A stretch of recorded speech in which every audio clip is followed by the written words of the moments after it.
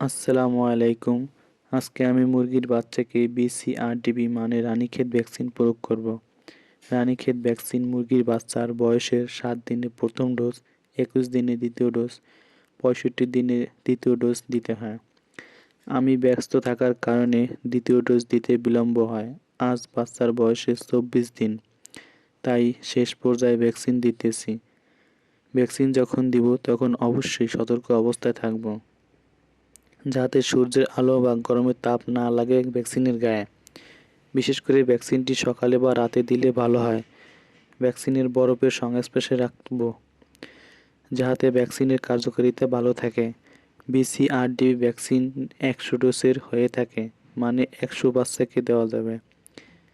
এই ভ্যাকসিন উপজেলা পশু ও প্রাণী সরকারি হসপিটালে পাওয়া যায়।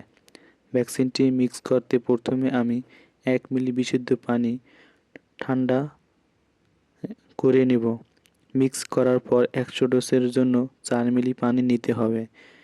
ভালোভাবে মিক্স করে একটা টিউব নিয়ে মুরগির বাচ্চার যে কোনো এক চোখে 1 ফোঁটা দিব। আপনার সুবিধা মতো কিছু নেবেন, যাতে করে চোখে ফোঁটা দিতে সুবিধা হয়।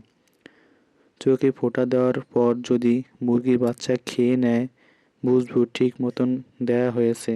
আর না খেয়ে নেয়, অপেক্ষা করব। রানীক্ষেত রোগ একটি ভয়ঙ্কর রোগ। এই রোগে মুরগি বাঁচানো সম্ভব হয় না।